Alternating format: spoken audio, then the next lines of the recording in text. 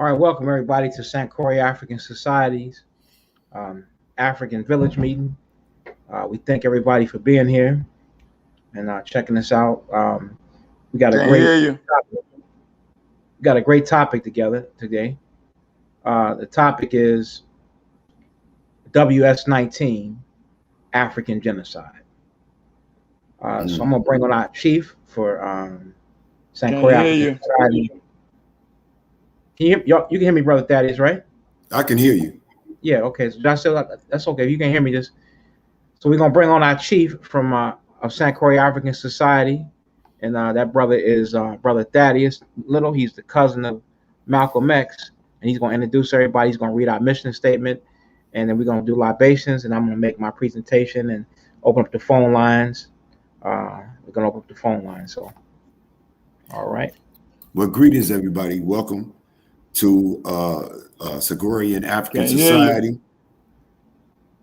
Josh said we hear him. You just let me something going on with you. We hear him. So Well, let us read our mission statement. Our mission statement.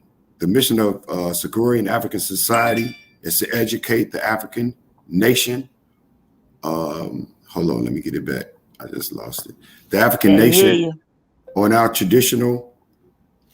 Okay, can you hear us? Can they hear us? yeah. Josh said No, you I just can't can't. hear.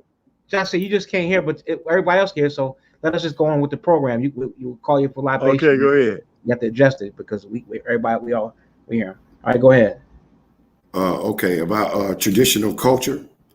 It is our intent to economically empower the African nation and to develop businesses and enterprises on the African continent and throughout the African diaspora.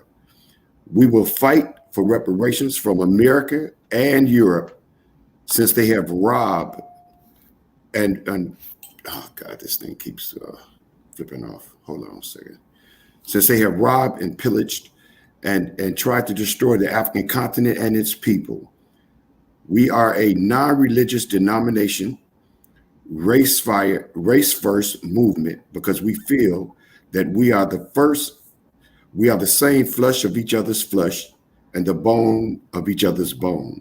We also believe that it does not make sense for the African nation to argue over religious differences because we are one village, one family, and one nation. And with that being said, we would like to welcome Giselle as one of the panel members, and because I don't see the other panel member's name, but I think it's Mike G, but he has a different name as well. Yeah, brother Fajimoni. All right, we're gonna go to brother Josh Seal. Brother Josh Seal, pour libations out. Okay. I would like to pour libation to honor our ancestor and bring them present to be at this meeting with us and guide us through our endeavor and working on the projects that we working on in order to improve and better the life of Black people. I pour libation for the ancestor, one that fought bravely for us. Ashe. Also put ancestor to the teacher. Pour libation to the ancestor of the teacher who taught us, and we stand on their shoulder now with the knowledge that we have and the effort to liberate ourselves. I pour libation. I pour libation also to the healthcare, the one that nurses us when we sick, the one that gives the herbs and the spices and teach us how to be a healthy person. I pour libation. Ashe. Ashe. Ashe. Ashe. That complete the libation. Yes, brothers and sisters, I greet you. I give homage to our African ancestors. I give homage to my bloodline ancestors and my father. I give homage to all the great kings of Africa. I give homage to Men's. I give homage to Akhenaten. I give homage to my namesake, Sundiata Keita. I give homage to Kanku Musa. I give homage to Nat Turner and Denmark Vesey and Gabriel Prosser, to Journal Truth and Harriet Tubman. I can never have enough gratitude to the Most High for giving us the Honorable Marcus Mosias Garvey. I greet you, brothers and sisters, Hotep, Abaragani, Alafiani. Those of you who are Muslims, Assalamu alaikum, Hebrews, Shalom, Shalom. But in the Mandinka culture, we say Koratanate. Now, my subject today is WS19, which stands for White Supremacy 19. We are in the middle of a pandemic, but this pandemic does not compare what white folks have done to us with white supremacy. This pandemic has killed thousands, but the white man has killed millions. So our topic today is African genocide.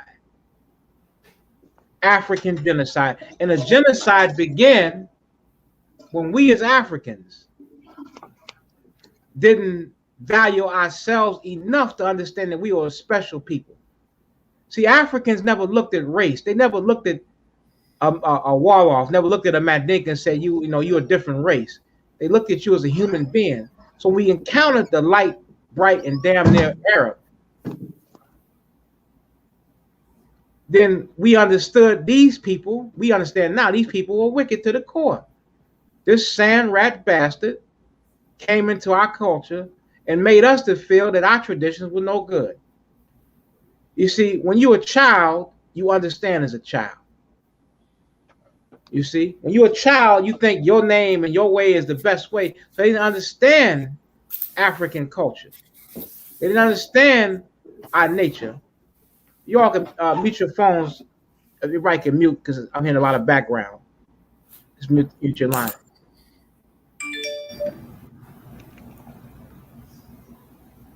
They didn't understand African culture. So what they did is they came in and made us to feel like it was something wrong with our traditions, something wrong with our culture. And we began to accept. I'm hearing a lot of noise in the background.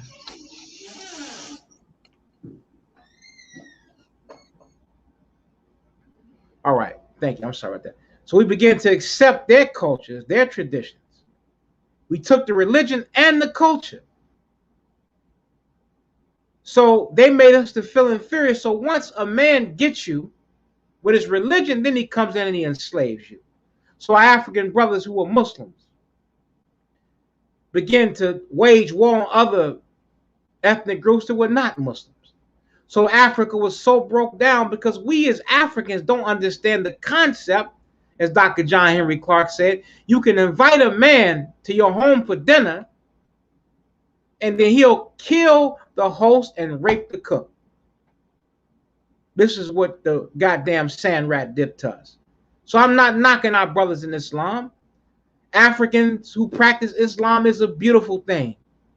My family, I grew up Muslim, but leave the culture alone, black man. Your culture is just as fine. Your name is just as fine. So you see in Africa, even though Usman, Ali, Abu Bakr had those names prior to Islam coming, you think there's something better than your name. That's better than Sundiata. That's better than Kanku Musa. That's better than Ngolo. That's better than Damasa. That's better than the traditional African name. It's not so. It's not better than Kwame. A name is a name. And the name represents your culture and who you are. So you don't have to be no damn Arab to practice that religion. Accept your own and be yourself.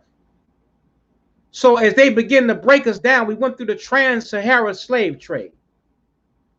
We went to the trans-Sahara slave trade. We went through all of the atrocities that they could pour out on us. They castrated black men. They raped black women, took black women as sex slaves. They didn't allow us to keep our traditions or our culture. They didn't allow us to embrace where we came from. So that allowed the white man to come in, and he began to enslave us. And the genocide goes back 1,000 years, but the white man's genocide, taking us from our homeland, going through the Ma'afa, the Middle Passage, laying in our urination and defecation for 90 days. When we reached the shores of America, they sold us like cattle,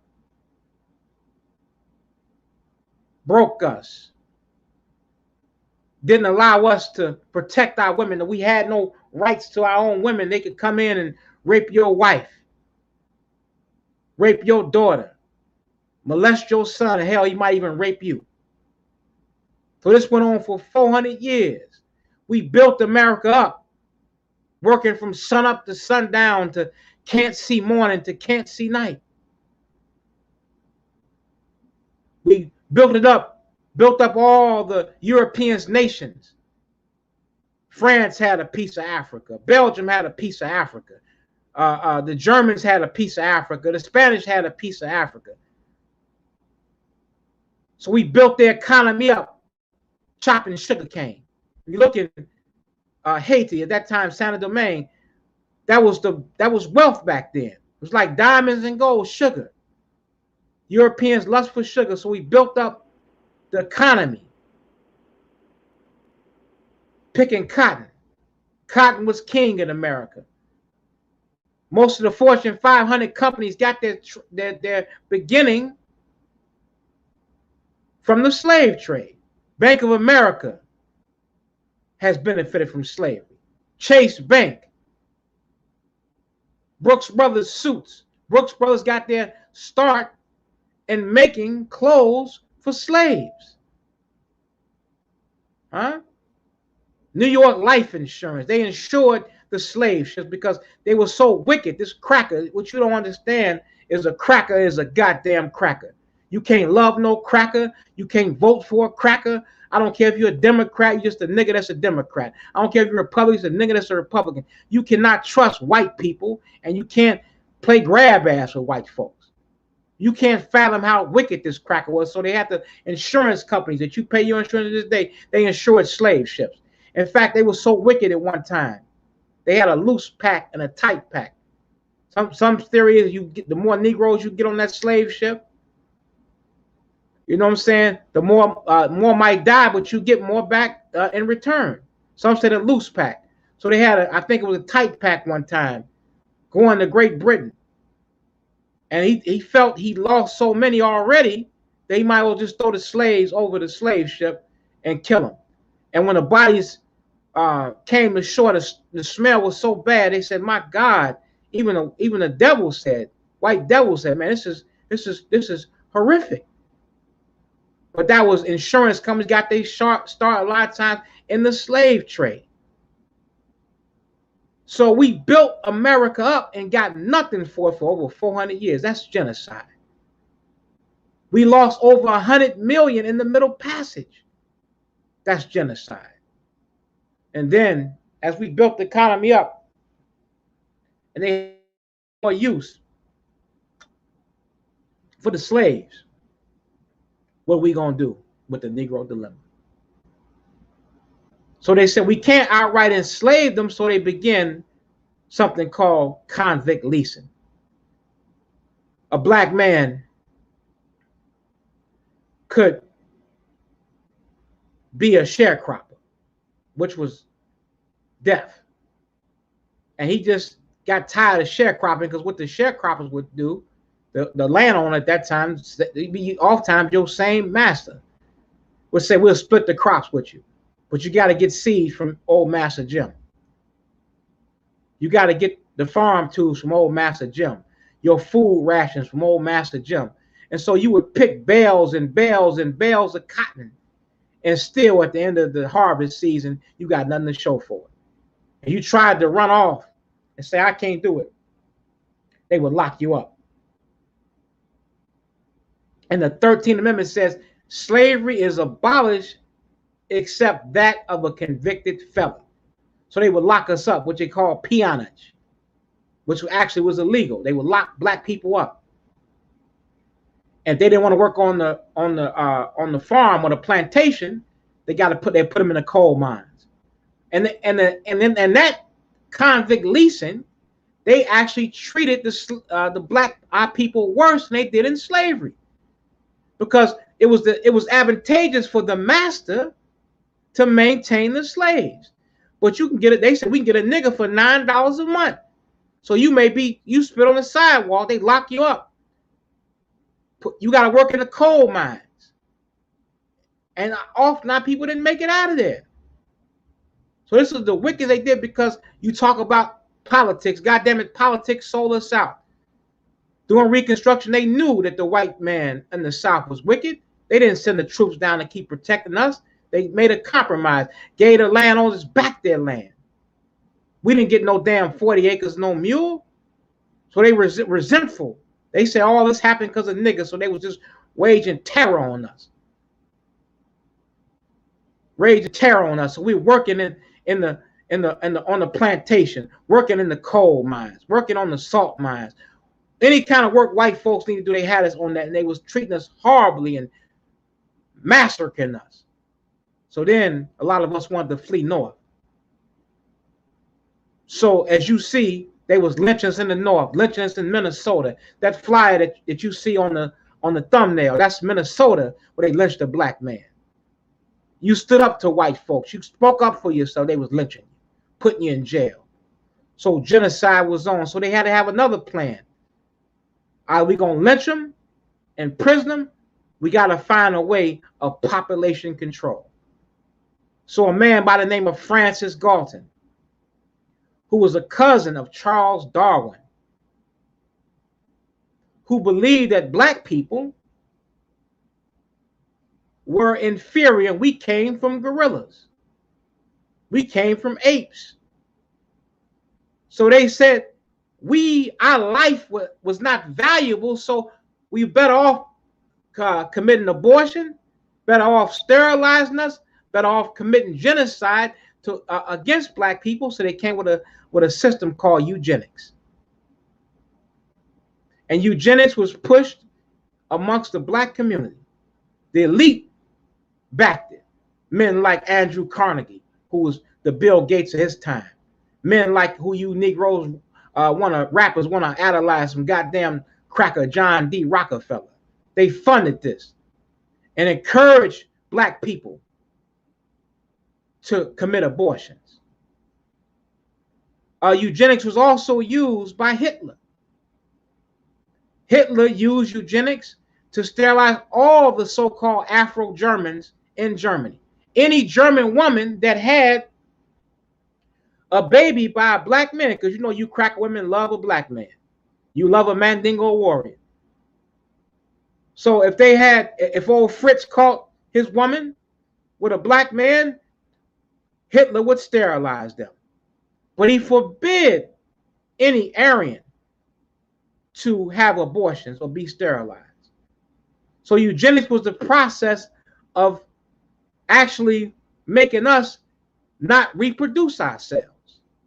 They had something called positive eugenics, where they said, hey, whites gonna just outpopulate blacks. It was happening. So then they had what's negative eugenics, is to find a way to keep us from having babies. So now what they did is they had to label us, because all the time they was forcefully, the states actually forced black women to be sterilized. They forced it.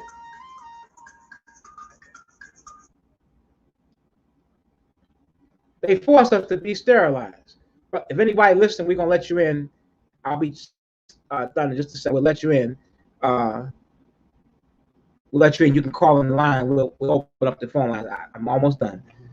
So what they would do is that they had this system going strong, and they had to have a face for eugenics. They got this old cracker woman named Margaret Sanger, and she was part of the American Eugenics Society, and she named hers the American Birth Control League.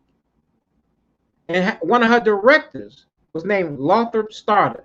He was an actual Grand wizard or so, whatever, the grand cyclops of the Ku Klux Klan. Margaret Sanger was also found many times speaking at Ku Klux Klan rallies. So to label us, they just couldn't say for black people. What they would say is the feeble-minded, imbeciles, criminals, to use forced sterilization and make black women have abortions. In 1942, one more thing I want to mention real quick. In 1906, Madison Grant, who was the co-founder of the American Eugenics Society, he was also the secretary for the New York Zoological Society. And he took a black man from the Congo named Ota Benga. They put this black man in the monkey cage. They put him in the monkey cage with orangutans and chimpanzees. And it was such an uproar by the black community at that time that you can't do a black man like this. This is what they thought of our people. I'm talking about eugenics. And that brother, Ota Benga, committed suicide because he was just so humiliated how they treated that brother. He never made it back to his homeland. So as you can see, that eugenics was a tool used, and abortion is a tool used to commit genocide against black people. With abortions, which is eugenics, more black people have died. More black babies have died or die every 4 days than the Klan lynched us in 150 years. More black people were murdered through eugenics, abortion, than the whole entire Vietnam War. So we lost millions to a system of eugenics. So in 1942, it was no longer fashionable to say eugenics. So Margaret Sanger, old wrinkle, crinkle, cracker bitch, she called it the Planned Parenthood. The American Birth Control League, whose director was the Ku Klux Klan member, Lothrop Starter. Now it's called Planned Parenthood. And you see right here today, Planned Parenthood, all in the black community, urging black women to commit abortions. They target our community. And so this is one of the tools of genocide that they have used against black people. Now today we got mass incarceration. Mass incarceration is genocide today. We got more black men in prison and parole than we had in 1850 during the height of slavery. So we're dying, and separation, being race first, is the only solution to our problems. I'm saying that there's no hope for black people in America. I don't care how much you love the white man. God damn it, he don't love you. I don't care how many white women you get, brother. Just as the cracker wanting to experience some type of animalistic experience. Because they already sleep with dogs. They already sleep with cats. You ought to hear some of the people that work in the emergency room, white folks getting stuck inside cats. White women letting dogs lick them. So that they look at you as some type of damn animal. So you dealing with some white woman, or you got your white man, sister. That don't change a cracker. That don't change white people. Separation has to be the agenda. How long are we going to keep begging to be treated fairly? Trump is a cracker, but this new president, God damn it, he's a cracker too. He ain't no different. You think Biden is any different than Donald Trump? They are two birds of a feather who flock together. Play good cop, bad cop with you. You think voting is going to do something. We done voted. And we get our black people in office, they act no different than a white man act in office. So we have to come to the conclusion that we must come together, tap back into our African culture. A lot of you don't like Africa.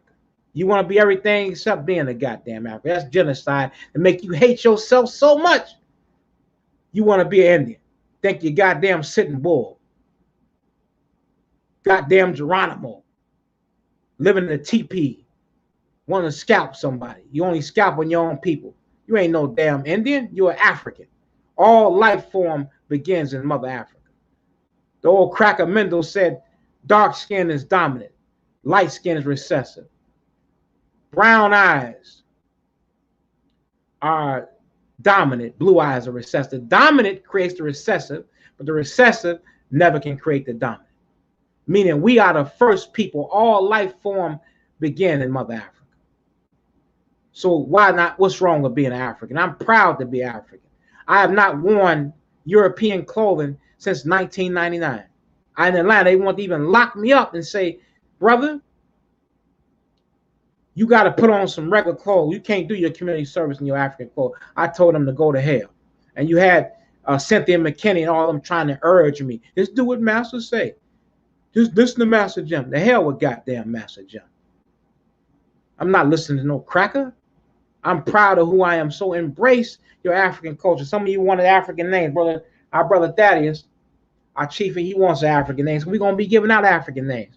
I encourage you to go to www.sankoriafricansociety.com and become a member, because we got Repatriation 500 that's coming out, and we're going to be trying to repatriate 500 families to Mother Africa. 500 families to Mother Africa. So as I say, we got to stand up, black people. We got to stop all this senseless bickering. Race first has to be the answer. If you're a Muslim, keep your religion in your back pocket. If you're a Christian, keep your religion in your back pocket. If you practice Ifa, put your religion in your back pocket. Because the most essential thing is that the white man don't care whether you're a Muslim. The Arab don't give a damn if you're a Muslim. You go into the damn Arab store thinking you're doing some Assalamu alaikum rahmatullah wa barakatuh. Arab look at you, walaikum salam, you dumbass nigga. Give me your Cheetos and Fritos, and get those Cheetos and Fritos, get the hell out of my store. You want to be a hero, shalom, shalom. The white Jew look at you as a nigga. I don't care how many Bible verse you know as a Christian, you're just a nigga to white people. So we have to come together on the theory of race first. Race first has to be the agenda for black people. Some of you say, well, we're not a race, we're a nation. Stop being worried about some goddamn semantics. You know what I'm talking about. I'm not black, I'm Asiatic. You know what we're talking about. Don't try to be no goddamn perfectionist of the white man's language. Learn to speak Mandinka. Learn to speak Wolof. Learn to speak Yoruba. And then we can perfect that language. But I'm not trying to perfect the white man. You know what the hell I'm talking about. No matter what you call yourself, white people call you a nigga, and that's all you ever be to white peoples. And the young white folks ain't no different than the old ones. They benefit from white supremacy to this day. And you think they so cool, they'll pat you on your head, give you a chicken and a biscuit. And you say, that's a cool white boy. They'll smoke weed for you. They'll snort drugs for you because they like to behave with you in a niggly way. When you see a white boy acting, he don't act like Malcolm X. He don't act like Marcus Garvey. He acts like you in your lowest state. Yeah, like he acts like you on your lowest state, and he just want to be like with you. Oh no, this is not. He just want to be niggly with you. He ain't trying to come and liberate you. So that's why I said we got to come raise all the bickering we're doing in the conscious community. Yes, we don't think it's right to molest children. We got to have an African council to deal with that situation with polite. Y'all can't tear each other down. We should be building something. And we got to have an African council in place to stop the genocide, to stop white supremacy 19, to help solve disputes. We're not to solving our disputes getting on social media and clowning and talking about each other. We're not getting on social media. We're not helping our cause by continuously showing the white folks what kind of monkey we can be. We got to stop doing the monkey for the hunky. Stop doing the monkey for the hunky to get YouTube ratings. We could be building, need to be building economic enterprise. We don't own nothing in our community. And I'm going to say this in Chicago, another form of genocide. Elijah Muhammad, Now, I don't agree with everything he did, but the man did some beautiful things. He built businesses. He built enterprises. And they gave you Arabism after he departed and told you he didn't teach you to write Islam. And because y'all have took on the Islam so much, all these Arabs in our community, Indians in our community, Koreans in our community, we don't own nothing. We got to pool our resources.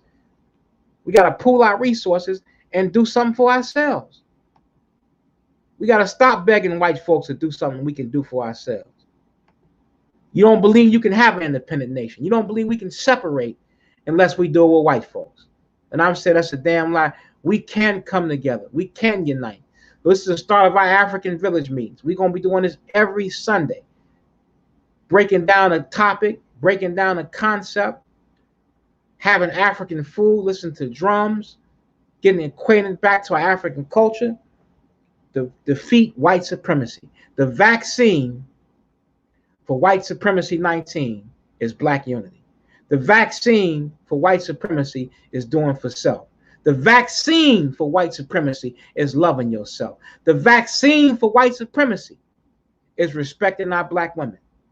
A nation can rise no higher than the woman. So we got the Queens of Africa for our African sisters to empower them.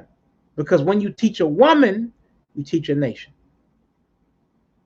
The vaccine is embracing our young people and getting through to them and not judging them. Stop criticizing them. Pull your pants up. Put on a suit and tie. Unless you wear African clothes, all this stuff look wrong. So you can't be so quick to criticize them. The vaccine is reaching out for our brothers and sisters in prison.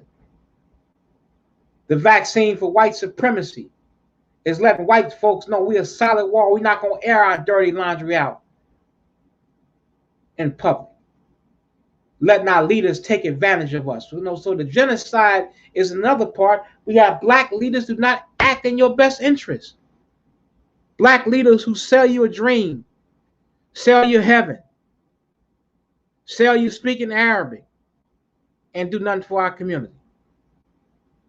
And they rip you off, riding around in $100,000 cars and womanizing and being disrespectful. We got to have an African council. No leader is above being checked. You cannot tell me you was at the Arab fish store eating fish sandwich and God talked to you and I got to listen to you and you can just do whatever the hell you want to do. Hell no. As an African council that keeps us in check. In Africa, there was no concept what a priest did, whatever the hell he want to do. The priest had to answer to an African council. The priest had to answer to African elders. So as I give you an African proverb in my conclusion, the African proverb says that what a sitting elder could see, a youth standing from the tallest mountain will never see. I want to give you another African proverb. It's on the website as well. And I said this on the first meeting, but I want to say it again till you get it, understand it. When two elephants fight, and an elephant's a powerful creature. When two elephants fight, it's the grass that suffers. So we have to come together, man, and stop all this foolishness and have that unconditional, undying love for black people. We have to come together. I want to say happy birthday to our brother Yang and Kuma's birthday was a couple of days ago. So we're going to take your calls. We're going to take your comments and questions. Everybody, your line's open. So does anybody want to say anything? I thank you so much. And my conclusion, my little quick talk. We can keep talking about it. Let's go to Samori. Samori, you want to say something?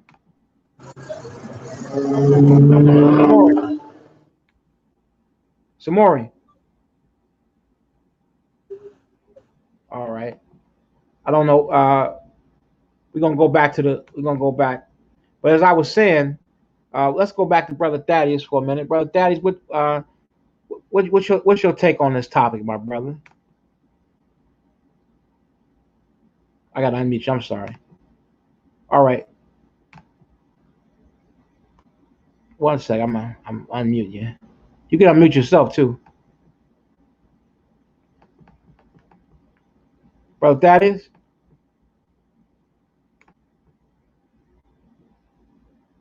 I don't know why you. I haven't. Can I unmute you? Hold on. Yeah, I had to unmute myself. Okay, there you go. All right. Can you hear me? Yeah, we hear you. Yeah. Yeah, what you said was true. And it's very accurate that if we don't come together as one unit and one people, then we're going to continue to suffer. You know, we have to stop carrying out the white man's agenda on ourselves, like you said. And that's what we're doing. We're killing each other with the youth. The music is horrible. The women are not dressing properly and exposing themselves. And we're carrying out the white man's agenda on ourselves. And that's something that we have to stop doing.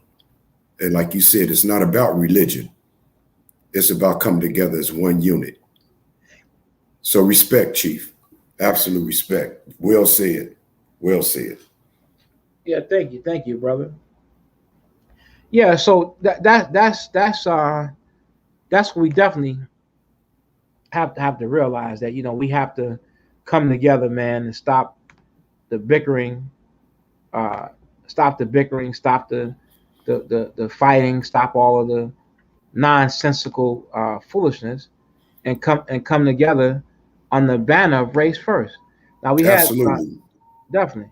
Well, yeah, and this brother's tell us about, this brother's Malcolm X. He kind of looked like Malcolm, don't he? Look like Malcolm Day.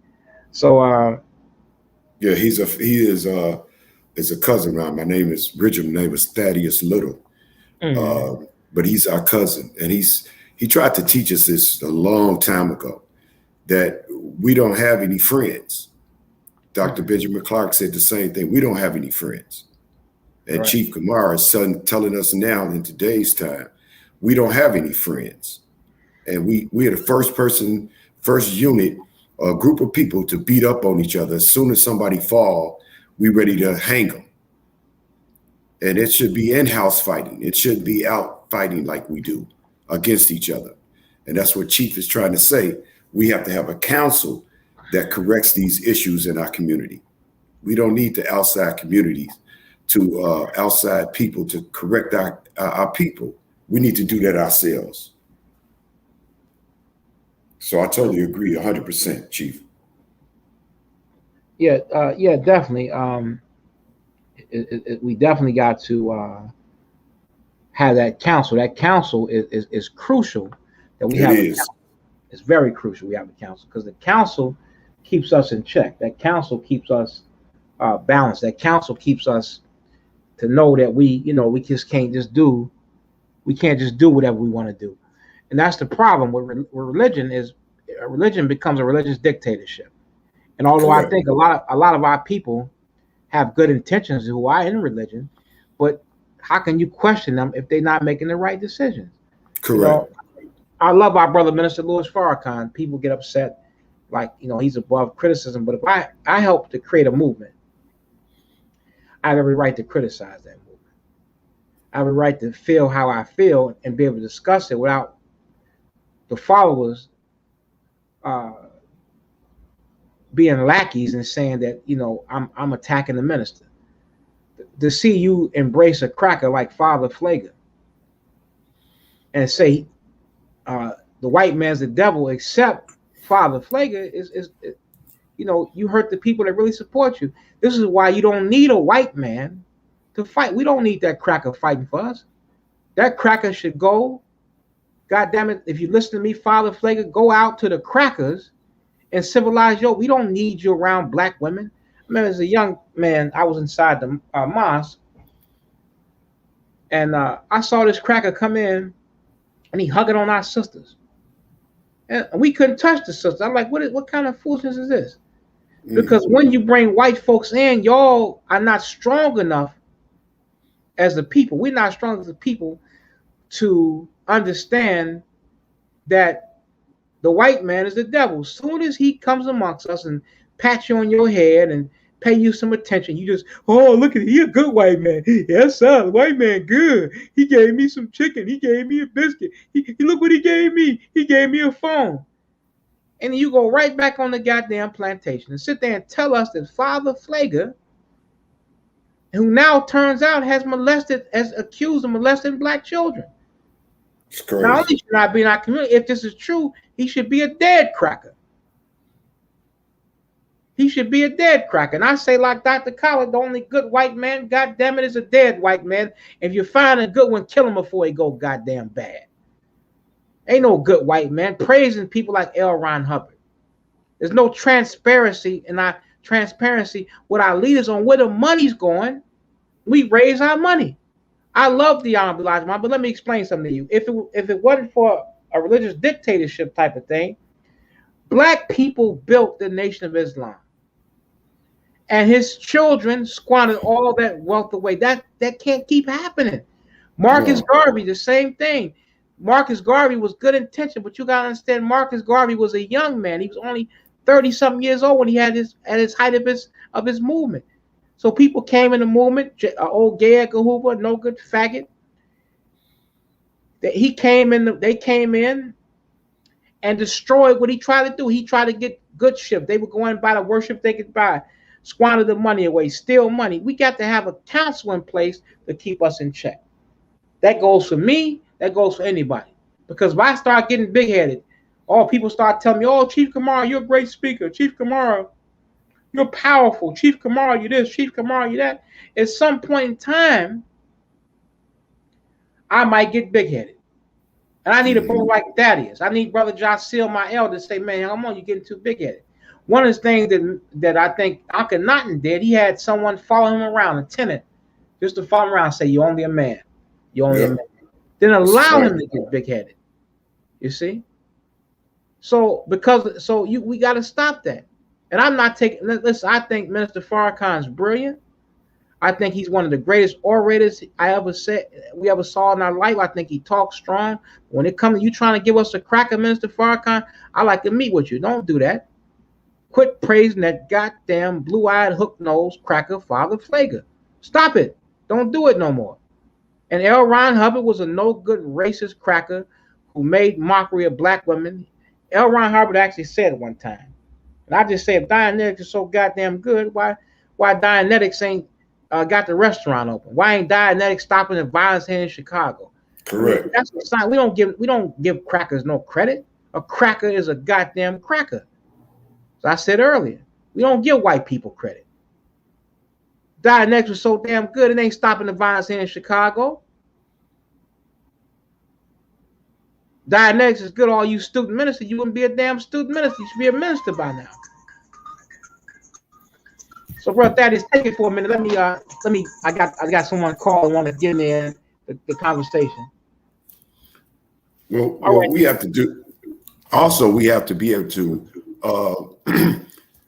When people are doing projects in our community, we should be able to watch those economical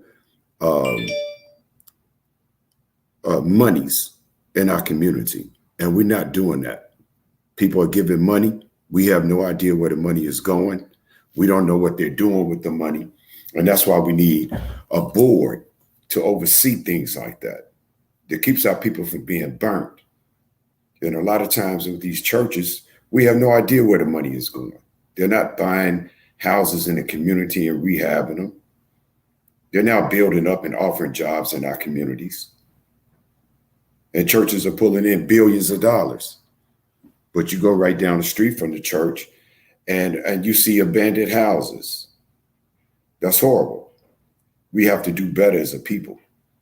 And this is the start right here, the African village. So we can oversee things. So we can make sure that our people are not being used and not being burnt and taken advantage of. And it's been happening in our community for years and years and years, and it has to stop. We have to stop bickering over religion, over Jesus and Allah. We're the only group of people that has a God that don't have a God that looks like them. We have to stop this foolishness. And we have to come together as one unit, like the chief said. Put all differences aside. Stop beating up on each other because somebody fails or make a mistake or does something stupid. they should be held accountable by us as a group. So we need to follow the new plan, and we need to get on board with it, and we need to start making differences. I'll show you.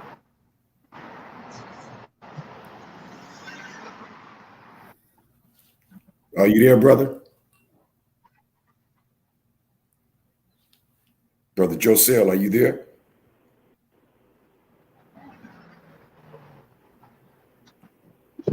Can you hear us? I see him. I see him, but I can't hear him. Oh, man. Yeah. Oh, there he is. Oh, yeah, here I go. Yeah, I was just listening to what y'all was saying, but sometimes we have to rearrange our director. We got to stop talking about what other people, other black people ain't doing, and start talking about what we ain't doing, what I'm not doing. Not where their money went, but where did my money go? See, my money going somewhere too, and it's not coming to the black community. Your money going somewhere too, but it's not coming to the black community. Now, what's wrong with that? You see, how do we change that? Because we never can change the other people, but we always can change ourselves. You can be walking north and that you want to change and walk south. All you got to do is turn around and walk. But you got to convince somebody else that it's best for them to walk south than to walk north, and they still may not turn around. So we had to look at ourselves, and we had to question ourselves. The black church ain't never did nothing for us, so don't waste no time talking about the black church. Islam ain't never did nothing for us, so don't waste our time talking about Islam. Let's talk about how can we that can see can build us some economic institution. How can we start a corner store? Not talking about white people, black people won't start no business. What about us? How come we haven't started no business? What we had to do to start business? What do we have to see in us and our ability to start business? We need to look at things like that. We need to look inward. We don't need to look out. And we don't need to be talking about other black people because they don't see it. And then when you talk about them, they just get angry at you. You see, we got to teach our people by doing. They got to see us doing, and then they would do. But as long as we just running lip service, that's all we doing. And talk is cheap. Talk is cheap. We can talk a revolution. We can talk a revolution, but we can't benefit from it unless we get out there and fight a revolution. You know, we have to put ourselves on the line in order to change this beast. You know, we're talking about what he did. We all know what he did to us. We all know what he doing to us. Ain't none of this here new to us. But we don't have no plan to change it. We don't have no action to change it. Yeah. Okay, I got you on now. Much. That's about all I had to say. All right, brother. Yeah, let's go to Brother Fajimoni. Mike G, you still there? You can hear me, Thaddeus, right? I can hear you. Yeah. Okay. I got our national spokesman on the line, Yanga and Kuma. Brother Yanga, you hear me? Yeah, I'm here. Can y'all hear me? Okay. Yeah, we can hear you. All right. Well, yeah, Fajimoni, go. Put your camera on. Can you put your camera on? You can't. I can. Right. I don't know how it's gonna take with the phone though. All right. It look good. You clear though. Look like an African warrior. There's a lecque. You got my leques, bro? I got you, man. I got you, bro. All right. This brother Fajimoni, Baba Fajimoni. Blessings, brother. Blessings to everybody. Dua, assalamu alaikum. Mojuba to all of our ancestors. Mojuba egun mi, Mojuba egun wa. That would mean I salute my ancestors and I salute our ancestors. And I'm thankful for everybody on the panel being here and everybody who's listening being here. And I'm saluting you and your ancestors, your Ori, which is your consciousness, your mind, whatever you believe in. I'm saluting it. So let me get right to the point. Man, it was a lot of powerful things y'all said. So I'm just like, man, how you follow up with all that? But it's not a follow-up, it's a unity. We move in unity. And in the African Council, everybody don't have to agree all the time. Correct. We understand that, right, Chief? Chief Kamara. Yes, sir. Yes, sir, Baba. Yes. So we understand that in the African Council, the good thing about it is everyone does not have to agree. Does everybody agree? Agreed. That's why you have an African Council, and that's why I can Don't check. agree. I Yes, sir. don't Thank you, agree. Elder. Oh, okay, go ahead. No, I said I don't agree with that scenario, because if we can't agree with it, then we can't do it. I'm not And saying we we don't have think to we end can up. come in. So I'm not saying, brother, that we don't have to end up at an agreement. I'm saying in the beginning of when you bring something to the council, when you bring something to the tree, when you bring something to the palm tree, when you bring something to the araba tree, when you bring something to the aroke tree, when you bring something to any part of Aye, the spirit of this planet, or nature, it doesn't have to agree. The lion does not have to agree with the elephant, but they have to do what they're supposed to do. Can we agree with that? Agreed. No, I can't. Okay. That's Well, our problem. I accept. I accept. We had to agree, brother. And, Well, I'll say to this, say if I'm there's- agree with somebody that disagree with me, that's a waste of my time. I would never do that. Well, If I'll I say can't this. agree with you, I If wouldn't they- want to be working with you, because if- all I'm if- going to do is hinder you, and you're going to hinder me. So, well, I'll say this. If there's an understanding Yeah. among us, then we Let me go on by my way and let you go on by your way if we can't agree. Understood. That's simple as that. I don't agree with nobody that disagree. I would not waste my time in a meeting with people that going to disagree. Then you know, should be Father- wisely on the Now we line. come together. The reason for we can reason on the best, but we All right, don't hold on, come hold on. there with Hold on, a Joshua. right to My disagree. elder, hold on, Joshua. We Let Brother never come Fajimoni together finish. with the right to disagree. Ain't no sense Let Brother coming together if we Fajimoni, got let the Brother right to Fajimoni disagree. finish. Let him finish. Though. Let him finish. There's a Let him finish. revolution. That you don't Well, bro- stand for the well- revolution, you Well, stand Brother against it. Fajimoni, Brother All right, Fajimoni, all right, go ahead, Brother I'll Fajimoni. say this. I I'll say this, brother. If there's an understanding among us, then we together. Okay. Right. Thank y'all, brothers, right. and I accept what y'all say, and I accept you, Elder, for what you say. I'm going to say this: the reason for the council is to come together when there's a disagreement or something's happening, so we can move together after gaining understanding. Correct. So a lot of people come to council and they don't absolutely agree with history. They don't absolutely agree with another person's version, but what they agree with is how we move. How we move together is what gets agreed with at the end of a council meeting. I want to make sure that's understood. As a person who's been to council, as a person who just came back from the motherland, a person who just came back from Ela.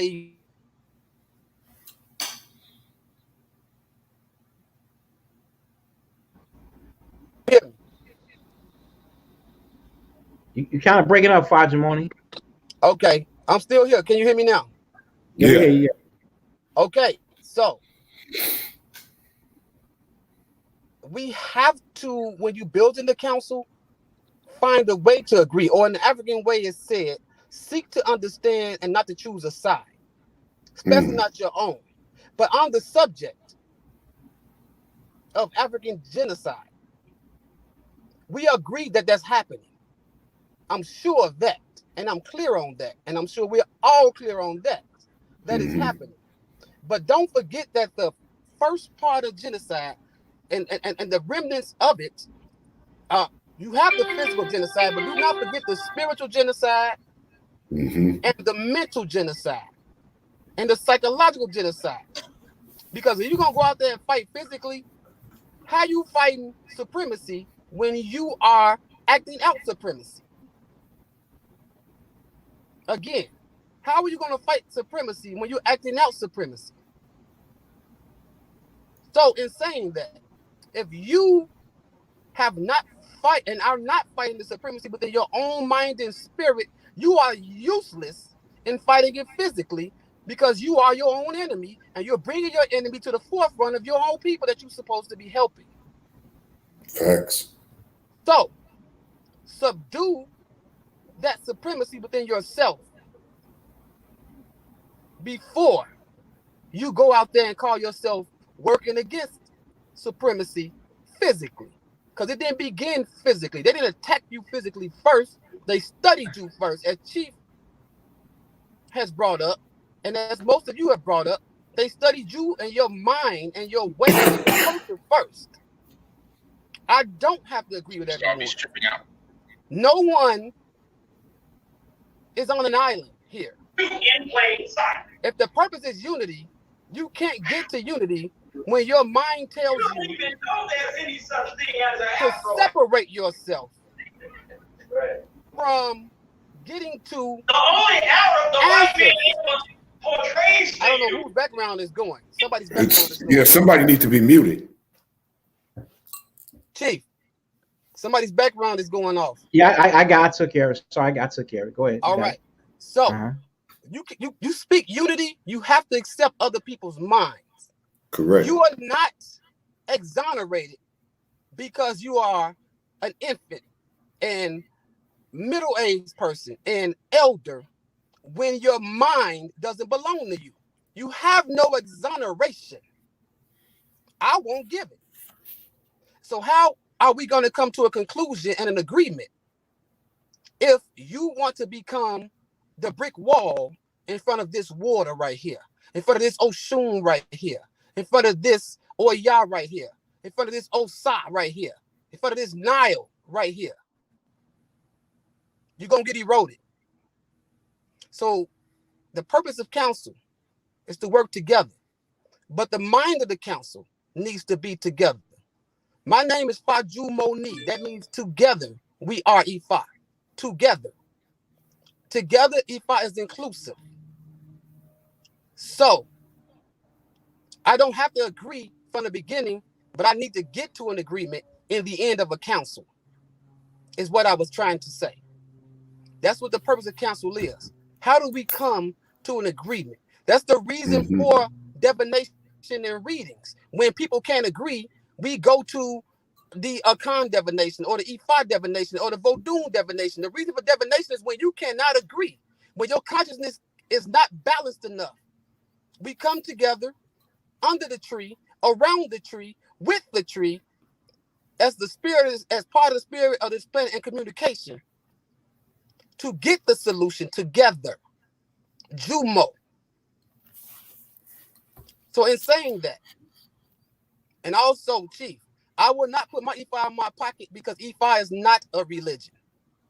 Ifa is a spirituality and a system which has everything and everything you would call a deity, which is a French word. I would never use, I don't like using the word God because that in itself is actually a deity of Norse and white people and German people. So I don't really use and subscribe to the word God, but for communication reasons, I may. But what I'm saying, Mike G, when I said that, that's no offense to Ifa. What I'm saying, we can't come together. I got what you said for unity. Yeah, we can't come together based on. I got you, but I'm just saying Ifa doesn't work like the rest because everything in Ifa is African. Every face is African. Every name is African. Every plant is African. There are no American plants in Ifa. And it's not against you, Chief. This is just for education. For your audience, please, if you please, sir. Go ahead. Everything about what we do in Ifa, and I'm not evangelizing either, because I'm not coming to nobody asking to join anything from Akan to Ifa to Vodun to Medu Nechu or nothing. I'm just saying and stating our African spiritualities are in place with our language, with our culture. No one else's. Everybody tells you who they are in their creation story, in their religion. They tell you who they are. I don't even have to speak for them or on other people or on the German people because Our culture is connected and inclusive, Jumo, with our spirituality. It's intact already. So is Medunetia. So is so many of us. You open up any book, first thing they go to, even the Bible, even the Quran, first thing they go to is the generations and the elders. I know I'm not wrong. They'll tell you who begat who Muhammad is Ibn Kareem, what and so on and so forth.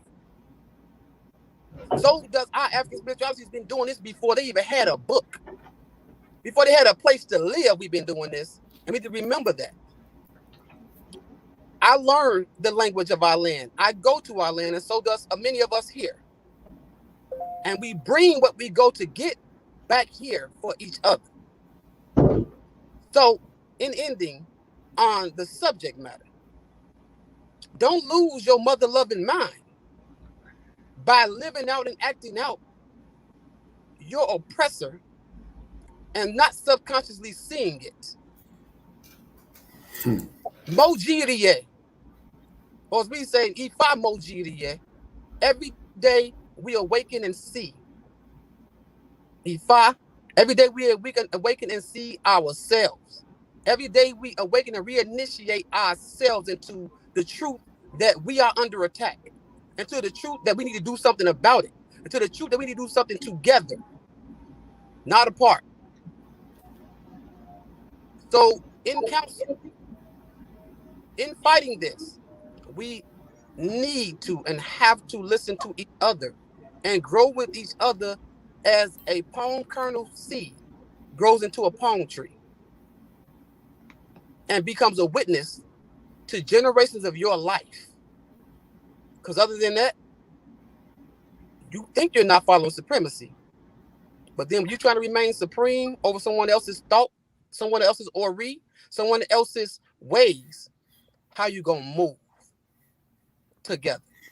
How you gonna do Jumo? How you gonna be inclusive? How you gonna have a council? So let's have this council, y'all. Let's get it. Peace and blessings. Peace and blessings. Excellent.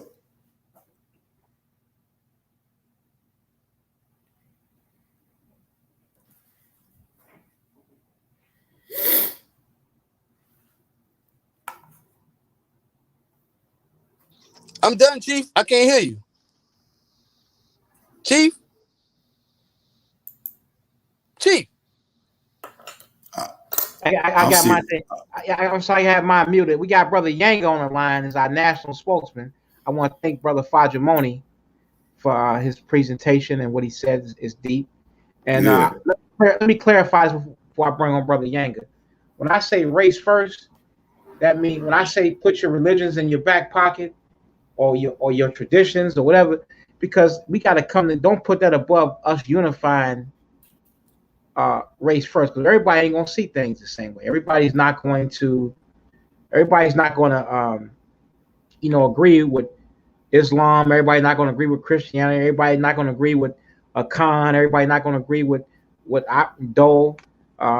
Everybody's not going to agree with that. So, but we can agree. Let's come together on race first. I'll put that above race first. The brother say, and I'm not talking about you because you're a balanced individual.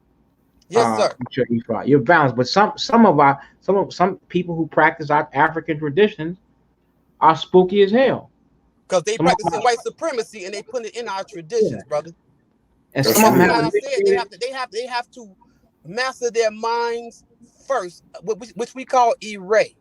And in saying, and just to answer, Chief, I totally understand that you didn't mean that. I know what you meant. Yeah, I know. I got unity. Mm-hmm. However, I'm just saying, Ifa is actually, I'm not even gonna mention Ifa. African spirituality as a whole is actually race first, because everything about it is African. It's race first. Right. There's no other race in it, bro. Mm-hmm. There's nothing else in African spirituality but us. I concur and I agree with you. I definitely agree with you. Right, too. I agree. It definitely is our African spirituality is race first, because it's not our tradition. It's really our tradition. It's not religion like European religions. But for the sake of unity, those who are because we got a lot, we got millions of people who are Muslim, millions of people who are Christians. So we start pushing someone over above race first. A lot of them get offended. So that's what I'm saying that for. But I know you are. I look forward, brother. Before brother come on, I just look Yeah. forward to us having a discussion and the table and the council talk Yes, about sir. what's African inside of every religion, because every book you got, the trees it's made from is African, and they True. can't have a book without an African in it. And I look forward to the day that we can speak on that, so we can talk about we're everywhere anyway. You already practicing what we practice anyway. But however, I digress. That's true. Well, we definitely hope you'll be back. We'll be back next week for the African Village. We hope you'll be back next week as well. Let's go to our brother Yanga. He's calling in. As you see at the bottom of the screen, we got our website. I'm so happy and excited about the website, SankoreAfricanSociety.com. We got our mission statement, the videos up on here. You're going to be able to really, go on there and look at the archives. So let's go to brother Yanga and Kuma. He is our national spokesman for Sankore African Society. Brother Yanga. Greetings. I greet everyone in peace. The highest African spirit that I can muster. I hope you can feel my energy coming through the line. Can everyone hear me clearly? Yes. Yeah, we can hear you. All right. First and foremost, Sankore African Society is one of the missions of Sankore African Society is to point out a fundamental truth, that the white man is the devil. He is a natural enemy to the African man and woman on the planet Earth. And in my opinion, and I'm a very spiritual person in some aspects, even venture off into religionism. But what I do know we have in common is survival and continuity. And we must address what is the bane of our survival, what is a threat to our existence and our continuity, our going on. And this is the devil and our integrating, our intermingling, our assimilating, and our aspirations to be like the devil in every way. This is understandable. This is understandable. It's a hard truth to swallow, but we're dealing with the people who have been beat totally sensitive. That not only has our acknowledgement of Africa, or our connectedness, or some type of resembling Africa, or bringing Africa's greatness to the forefront, we have been threatened by the pain of death, by physical, from recognizing Africa. This is just physically. We're not even talking about the social, political, and economic reinforcement to assimilate into a white supremacist society whose main instrument is capitalism.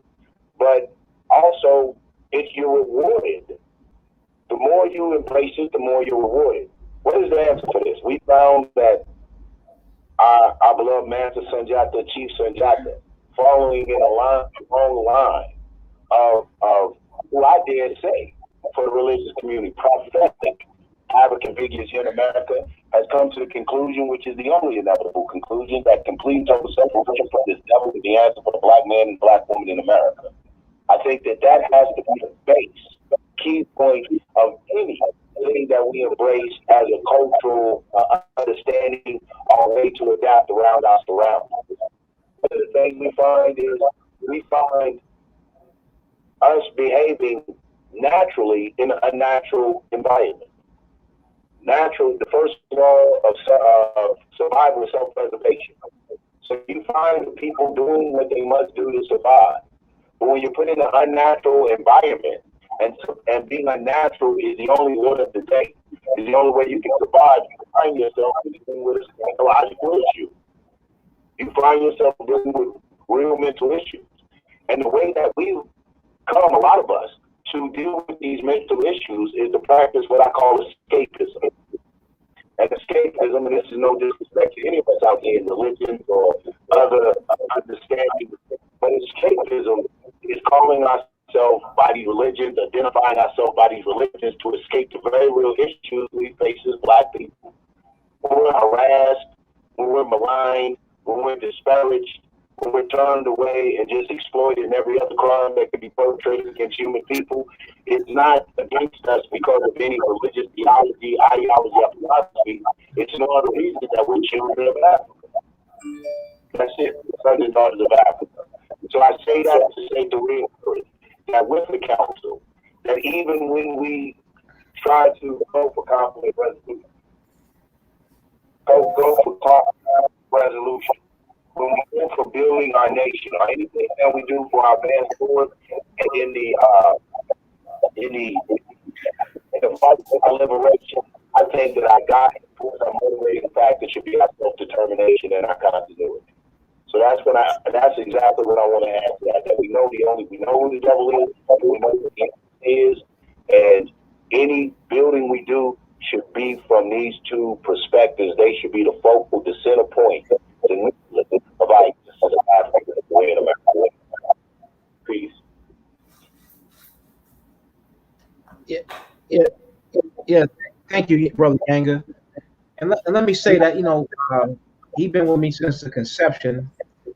Well, not the conception, but he came in, I think, in 2007. We started at 99, St. Croix, Africa. But he's been very instrumental in helping me mold and shape the vision. I really didn't understand my vision of St. Croix African Society until I just started understanding. Even though I did it 20 years ago, I was still very young. So he kept me strong. He kept me focused. So I just appreciate him so much for everything he's done for the movement. So I thank you so much, brother. But we talked about eugenics. I want to maybe see if anybody is familiar with the eugenics thing. So, brother Fajimoni, what you think about eugenics? Are you still there, brother Fajimoni?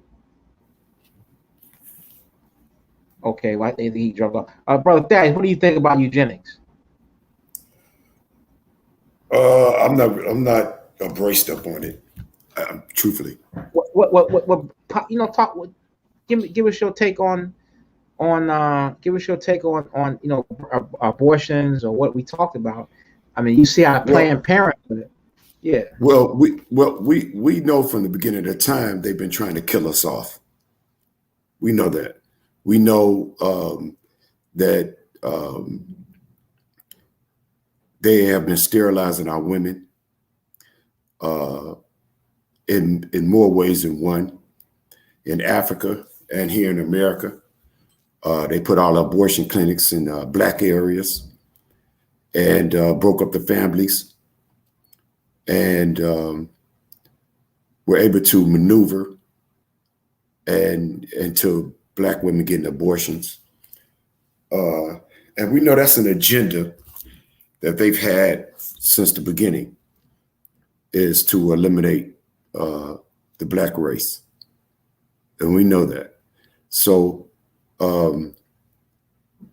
that's nothing new. We just hope that the Black queens understand that it's an agenda to eliminate Black children.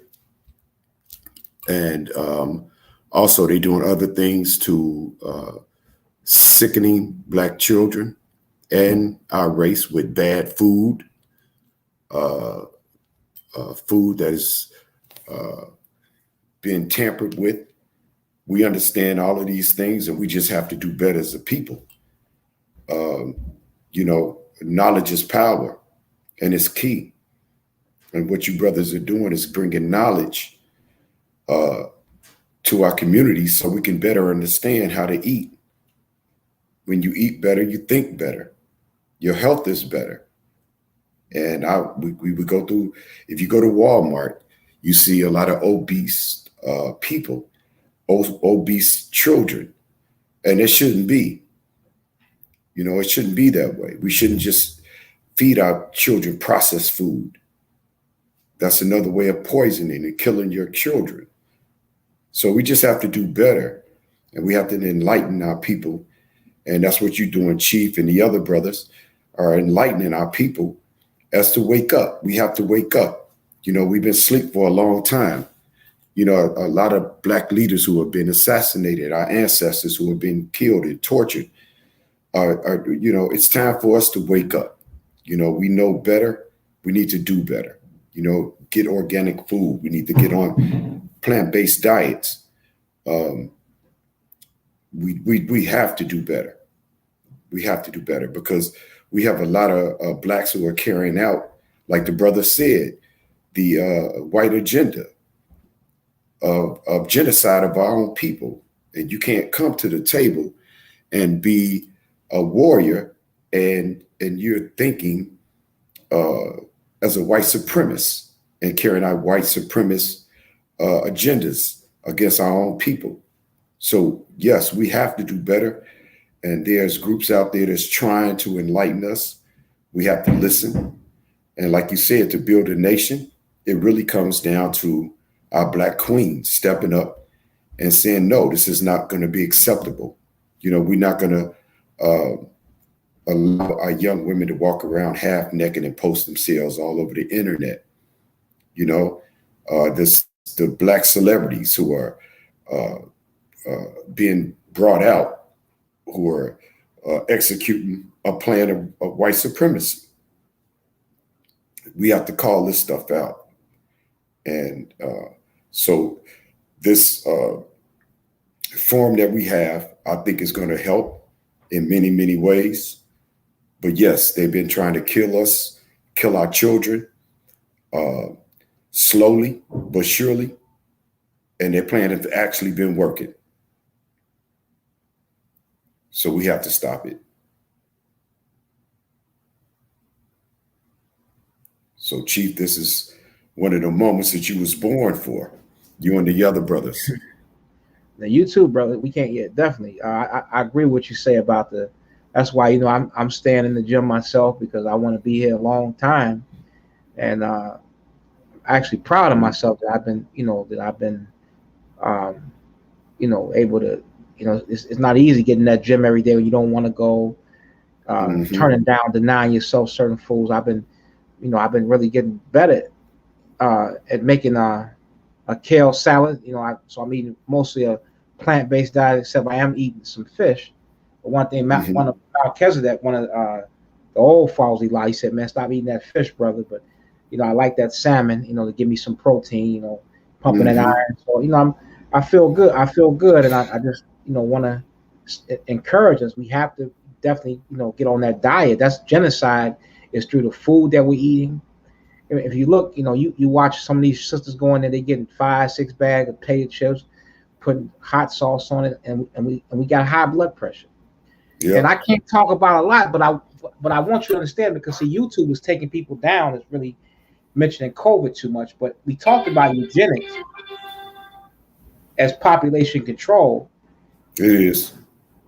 And you see what they was doing with eugenics. Is it unfathomable that certain viruses may come out, which I can't say that is population control? And why is it attacking high blood pressure people with high blood pressure, diabetes? And we lead. You see dialysis clinics almost every corner now. We used to have that because Big Mom and them was growing their own food, had a garden. We got to get back to growing our own food. We're eating meat. The meat was clean and good meat, not this processed meat with hormones in it. You see young girls, 11, 12 years old, looking like grown women, you know what I'm saying?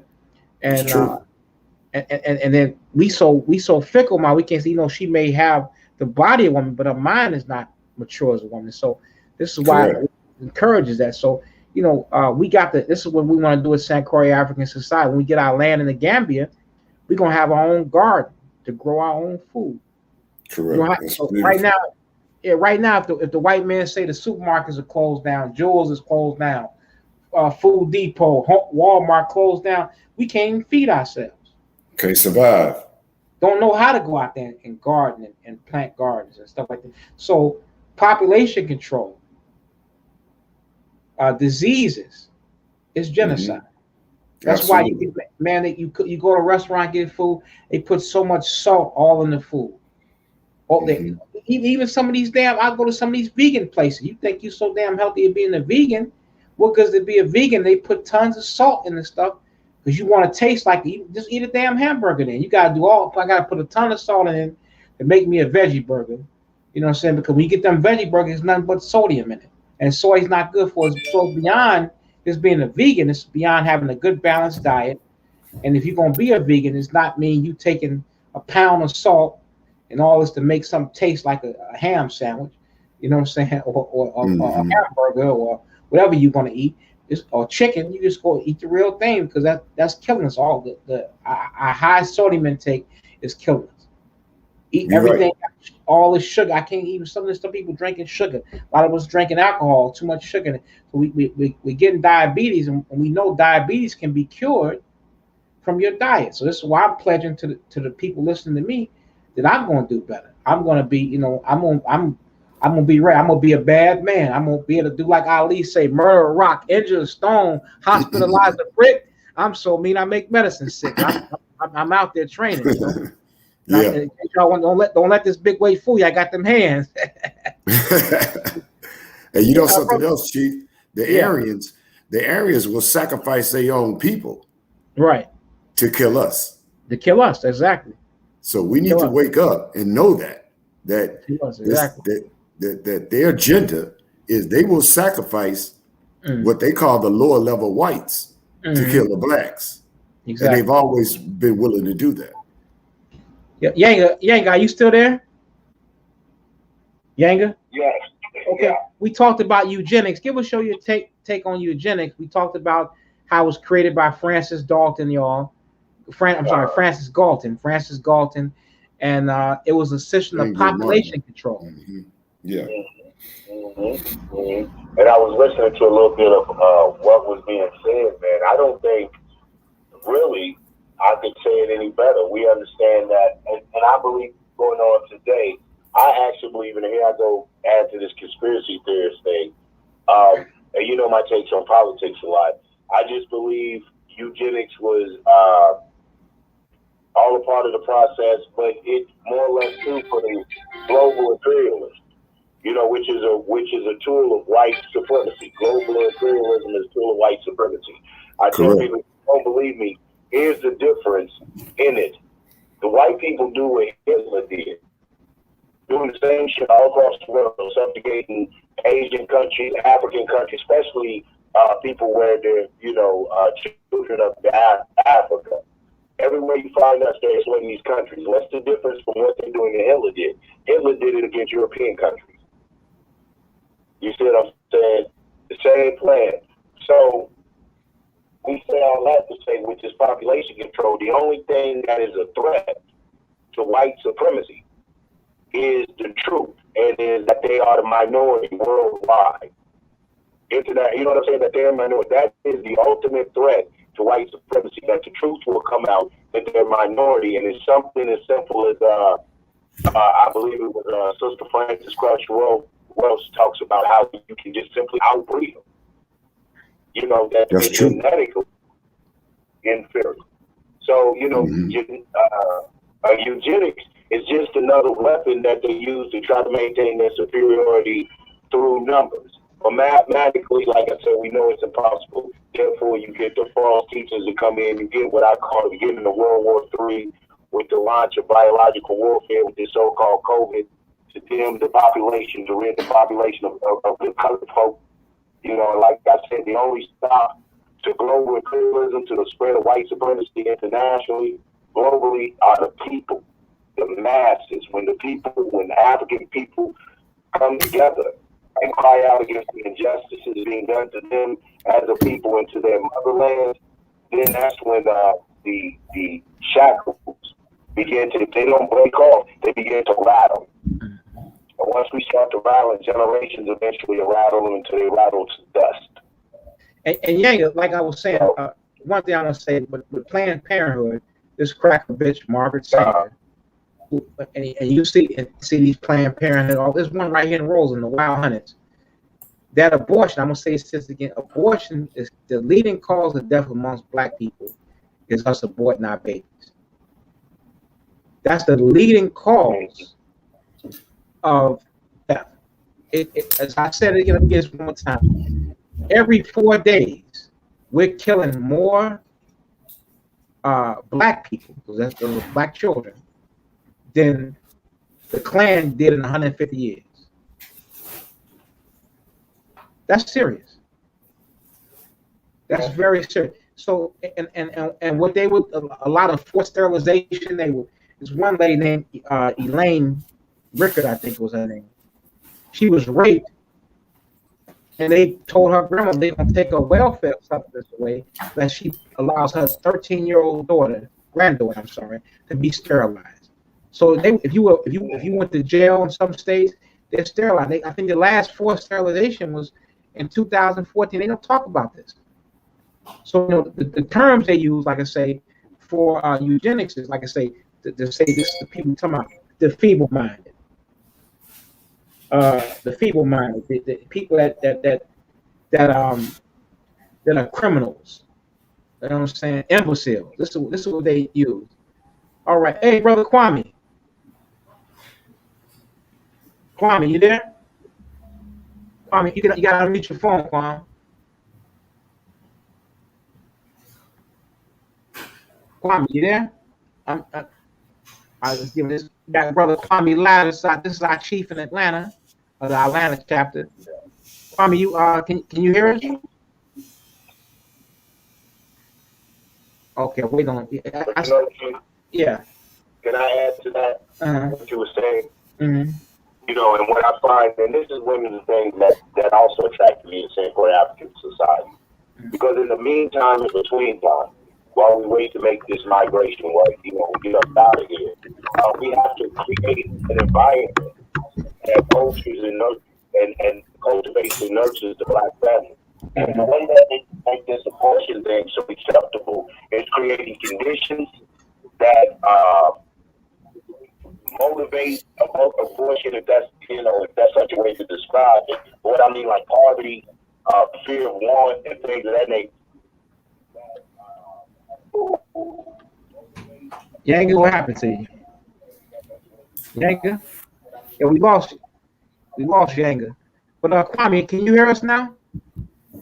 Yeah, can you guys hear me? Can you hear me now? Yeah, you're clear. Okay, good.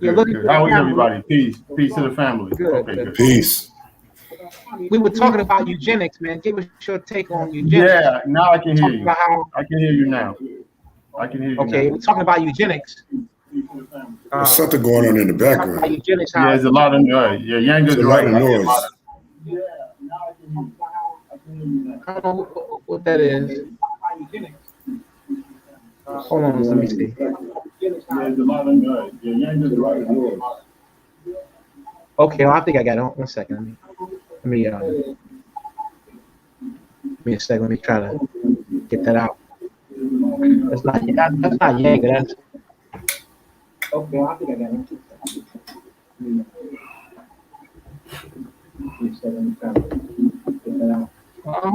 Who's that's all that noise in the background? I don't think. Let me mute that. That's Yanga.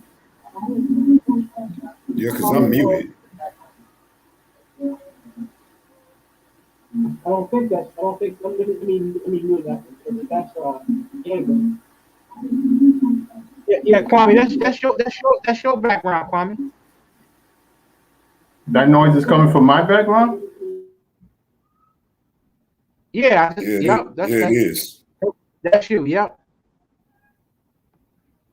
Yeah, that's you, Kwame. That's some people in your background. That's your background. Yep. Okay. All right. Go. Yeah. Give us your take on eugenics, bro. Chief, are you talking to me? Yeah. Give us your take on eugenics. Good. Okay.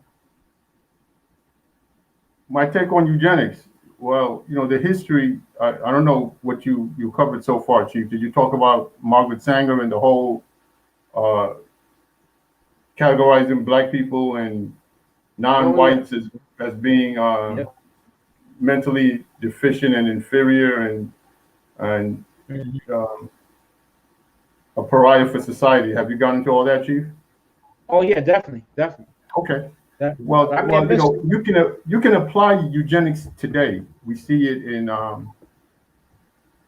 politics because everything rotates around politics. Black existence, African existence is politicized.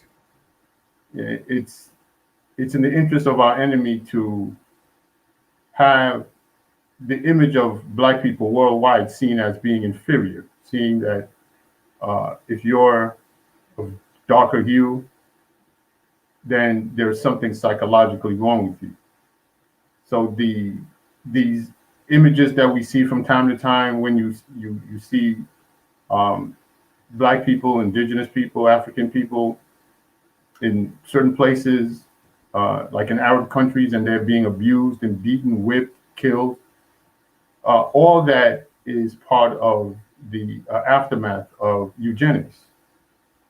This belief that dark-skinned people are incapable of living a so-called civilized life, that they are problematic, that goes on even today. The way we're going to counter that is for us to form our own, to govern ourselves, to be independent. Because actually we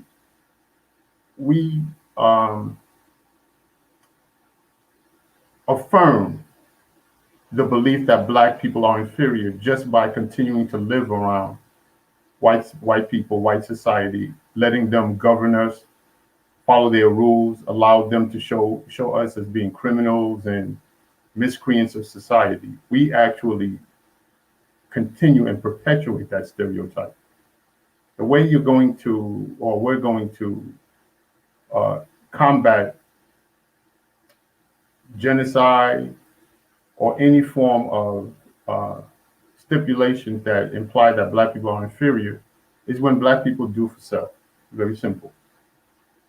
Once we're taking care of our own and we need less from other people, we need to go, we don't have a need to go to places where we're not welcome just so we can survive.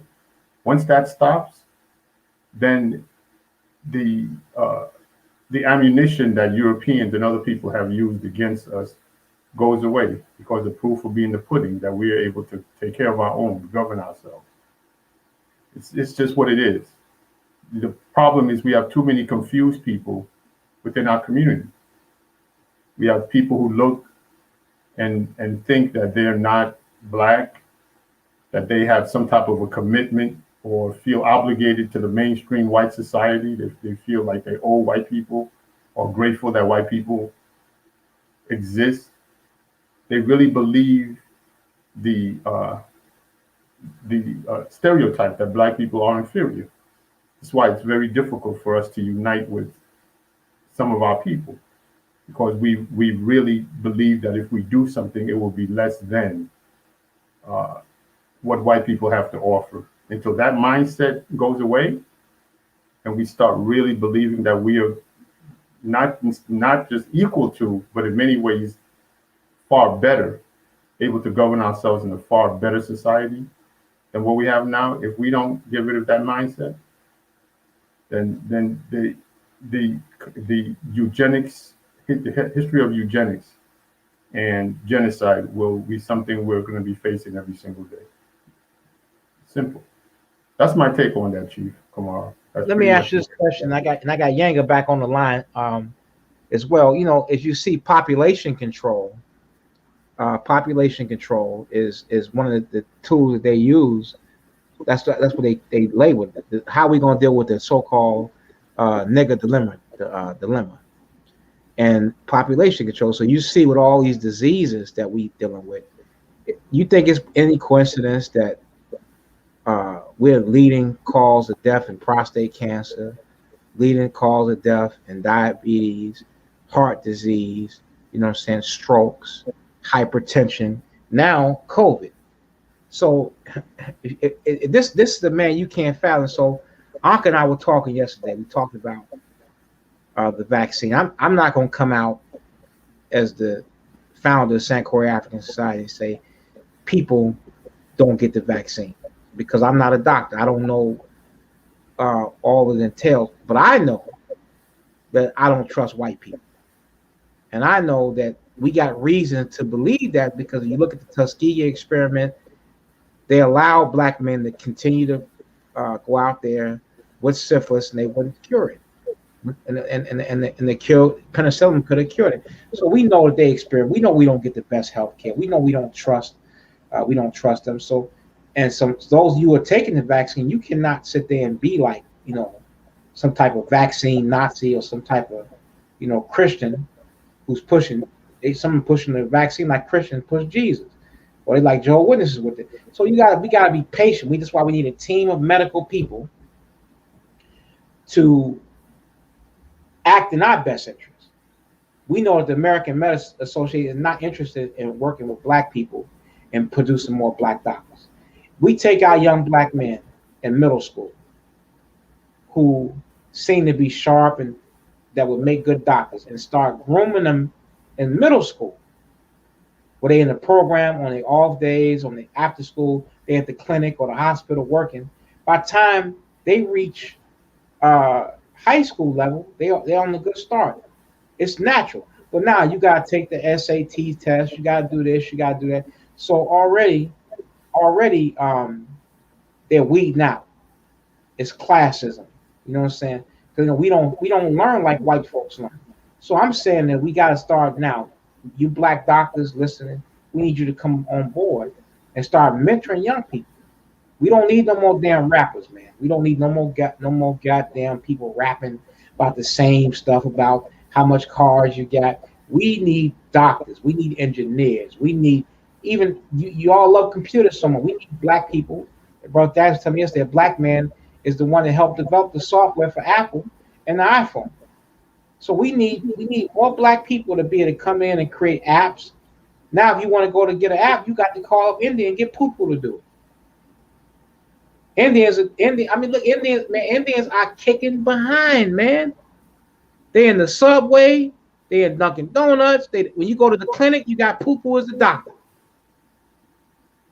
And Poo-Poo don't give a damn about you. They do not like black. They treat black people very bad. They got to add it. My father was in the hospital. I was calling from Chicago because they couldn't explain. And the Indian doctor talked to me like, with no regard. If I could have got there, I was looking for that doctor when I got there. I said, where is goddamn Poo-Poo at? I want to find Poo-Poo that's talking crazy to me. I'm going to whoop Poo-Poo ass. He going to be here with my father. He going to be on the ventilator when I get through Poo-Poo. He was so disrespectful. So this is what we have to do. We have to produce that. We need black men to stand up because this the genocide is on right there. When you think you get 100 black kids, all of them want to be rappers. I got my music, chief. Look my music. Ain't talk. Hell, it's hard for Kanye West and Jay-Z to make money with music now. Let alone talk about your music. You know what I'm saying? Or they want to sell weed. Hey, chief, hey man, can you get $100? I'm gonna give me a half a zip of loud and sell it. And then it gives the white man a right to exercise genocide on you by keeping you in prison, incarcerated. So we need black doctors to step up to educate black people. Because we know if I'm going to my cousin, or I'm going to Brother Thaddeus, I'm going to Yanga as a doctor, I know he got my best interest in heart. So he tells me, take the vaccine, I can trust him. But I can't trust Master Jim. And goddamn it, I can't trust goddamn Poo-Poo. I'm not going to trust him. Can y'all hear Brother Yanga? Can y'all hear him? No, I can't hear him, Chief. Yeah, Yanga, hold on a second. I think you have to call back the other line because they can't hear you. Can y'all say something now? No. Call the call-in number and take it. I'm gonna call the call-in number. I'm gonna call you and bring you back in on the call-in number. Yeah. We can't trust Poo-Poo, But yeah, one of y'all could take it from there, man. We just can't trust the medical field. We don't trust them. We just trust them. We go in there for a toothache and end up dying in the motherfucking hospital, man. Excuse me for cursing. We just don't trust doctors. If a man will not treat you right, he ain't gonna teach you right. Let me ask. That's Yanga calling in now.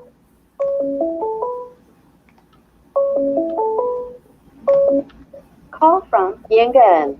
To accept, press 1. To send a voicemail, press 2. To accept, press 1. All right, Yang, we got you in. All right, peace. What I was saying was, and the honorable, I think this is where the honorable Marcus Messiah Garvey was taking us in the tradition and the spirit of Sequoia African society, and that's collectiveness. What's the repercussions for crossing us? That's the bottom line. We don't spend collectively. There's no accountable spending. Like people have heard me say before, we may not have production power, but no one can force us to spend $1 with whomever we don't want to spend it with. So that's consumer power to a degree. We don't demand anything. I love what our brother Kwame is doing and participating in our own political party, because we have blind people who pledge their allegiance, not black people who pledge their allegiance blindly to a political party. I know a lot of people tell me when they first participate in the political process, they're taught, they vote these major elections that you hear about, and they're taught anybody else just go Democrat. So just things of this nature. But when you cross one of them, you feel the repercussions. You just cross a Korean, their toes gonna be looking at you. I was up in Cleveland one time, to be brief, and a store had gotten robbed, and it was an Arab-ran store, I guess Arab-owned also, and they couldn't catch the robber, so the Arabs went around, and I knew this is we hung out in a black-owned store called Bendigo's, and the Arab came in there and asked the owner, the nigga who was behind the counter, he said, "Where's your owner?" He said, "You guys aren't closed?" He said, "No." He said, "Where's the owner at?" He said, "I'm the owner." He said, "Oh, have the owner?" He said, "No." The Arab said, "Shut all stores." Because one store on the side of town had gotten robbed. So when you exercise this type of social power, this type of forcing people to recognize you, then they have to come to the table a little different. So a lot of times this is how we receive the treatment we receive, which is fuel for this machine. Everybody knows the attitude. If you want to get rich, get you some trinkets and go get you an American nigga.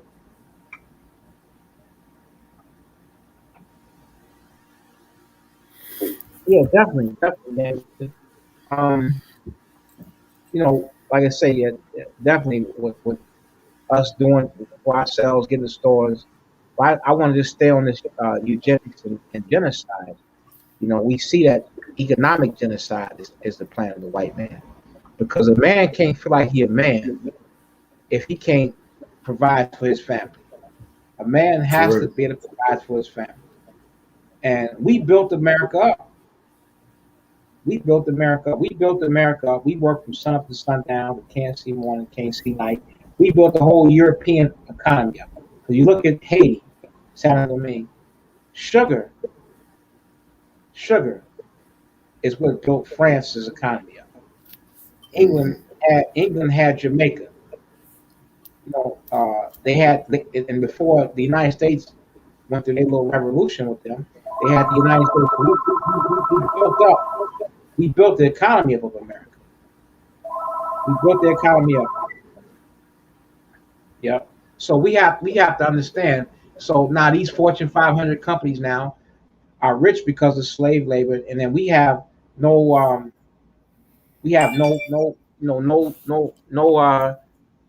reparations for that. We have no reparations for what they did to our forefathers. We got to get back to understanding that this man is not a friend of yours. And stop thinking things will change. People tell me, Chief, man, you sound like you too much in the 60s. What you're saying is outdated. It's not making sense. No, I make sense. I make sense. What I'm saying to you is that we got to separate and do something for ourselves. Economically, we got to empower you. How are you feel today? How are you feel when they got to go out and beg Master Jim for a damn job? Mm-hmm. You got to go out and beg the white man, put on a monkey suit, talk about what your skills and stuff is are to a cracker. No, we got to be able to give him a job. And you look at Poo Poo and them, they come in our community and they hire their own.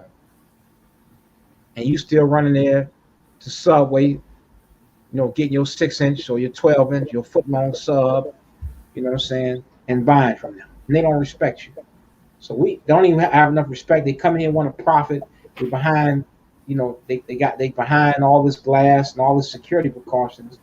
They, you know, like we all criminals. If everybody was criminals, they wouldn't have a business. You see what I'm saying? And they don't have enough respect to even hire you. That's genocide. So genocide is in every angle in the black community. It's political, it's economic, social. Genocide also is when we look at black male female relationships. This is why the queens of Africa is so important. I don't know anybody that I got married for the first time in '95. None of my friends are still with their wives. Everybody's divorcing. People together 30, 40 years, they divorce. We got to stop the high divorce rate and learn how to relate to each other. Because it's genocide when the black man cannot relate to the black woman. It's genocide. And this was done by design, Chief. Yeah, definitely. Yeah, you're right, though. That it's done by society, design. Absolutely. Yeah. And Brother Kwame with the Hey, Mahali greetings. Party. Greetings, Huh? Brother Kwame. Yeah, He that's was with Brother Kwame. Yeah. with the Mahali Party. Yeah. I'm saying, Kwame. Yeah. Yeah, that's something that I got behind. Absolutely. Yeah. Absolutely. Yeah. He don't want to introduce us, Thaddeus, and we've been the best of friends, man. I go by that's the awesome. Yeah, I go by the house. It's real brotherhood with us, man. He got my back. He got my back, and then we not serious. We're not serious when it comes to, we talk. I have people blowing my phone. Chief, why don't you start back? I know once I start back, I'm gonna push it full force. People can't get people to take 2 hours a day to get your behind on here and talk about Africa. You got more excuses. And one of the things is we definitely need to we need separation. Yeah. We need separation. But in order to get that separation, we need to leave Democratic and Republican parties alone. That's period. Right. Absolutely. And we need to come together and push the Mahali Party and just put our votes there. Right. I mean, neither of those parties, because we need more people in Congress in order for us to get out of stuff, get out of this mess. We need people that's going to go in there and vote for our right, because the Black Caucus is not doing anything for us. Absolutely not. You're right, bro. So we need to push that party. Chief, you and I talked about it, because every part of systematic white supremacy is genocide. Every part of it, on every single level, to the lowest level to the highest level, is to execute us and to kill us slowly or fastly. Right. So it doesn't matter. But you see people online arguing, Chief, you know what I'm talking about, Kwame, arguing about Joe Biden and Trump. Listen, that's not our issue. That's not our issue. That is not our issue. We should care less about that shit. We really should get behind one party that represents blacks. That's the Mahali Party. And we need to push that on all fronts, because other than that, where are we going? It's going to be I definitely agree, brother. I definitely agree. And we have to connect the dots. The way we encourage ourselves to behave towards each other on a micro level. We talk about supporting black businesses, treating each other right, looking out for each other. We need to do that on a micro level too, politically. If you have an option to support a black political party that was started by black people, why would you choose to continue supporting a political party that was started by white people if your interest is for black people? That's just common sense. It's common sense. It's just common sense.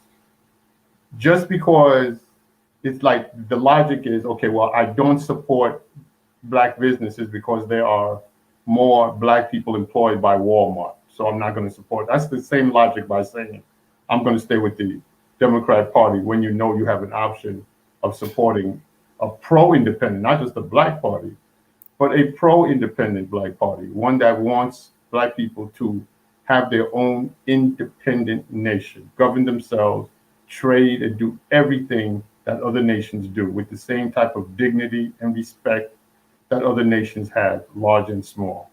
Correct. What greater of affirmation, what greater way to show that we are builders of civilization, that we are the original, that we can be the symbol of everything that we say our ancestors are. We read all these books by Dr. John DeClark, Dr. Joseph Ben-Jochannan, Asa Hilliard, all these books from Sheikh Anta Diop, so forth. We talk about how we built all this, built all these civilizations. But then you have an opportunity to support a Black independent party, Black party that wants you to govern yourself so you can make a stand and be the torch bearer of greatness for our people worldwide. And you still want to stay with a political party that was created by people, not just one thought you were one who had slaves. Jefferson, who started today's Democratic Party, he had slaves, screwed Black women and had babies with them and treated them like garbage. The other one was a white guy who so-called emancipated Blacks, but he said he wanted to separate Black people because he would put white people on top of Black people. Correct. He felt white people were superior to Black people.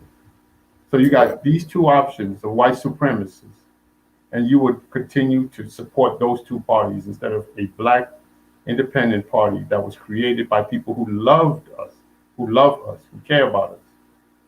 The insanity is it's just too much if you think about it, why we would prefer to do that, to stay with these white political parties instead of joining our own and help building it and getting exactly the same representation, same amount of power that these congressional Black caucuses are supposed to have. You can elect pro-Black, caring Black people into Congress and have the same representation, even better because these are Black people who love you, who care about us in our community, who won't stand for the BS that's going on, who ain't gonna allow themselves to be controlled by Pelosi or Biden or whoever.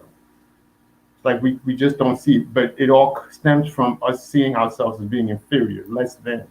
Correct. So we change that mindset, then everything's going to happen. We're going to see crime going out of control. We're going to be always looking at other ethnic groups as being the type of group that we want to be like. For those of us who don't want to be, who don't want to admit that we care about white people, who want to throw Hispanics or throw Arabs, throw Indians in there and say, oh yeah, or Asians and say, yeah, we want to be like them because look how they are united.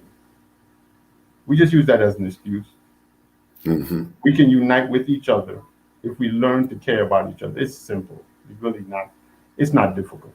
I see it. I see the sickness that we display, and we need to just check each other on that. And you're right, brother Thaddeus. The first thing we have to do is to put a big X on these Black people that run as Democrats and Republicans. Just ignore them. They'll go away, and focus on those who care about us.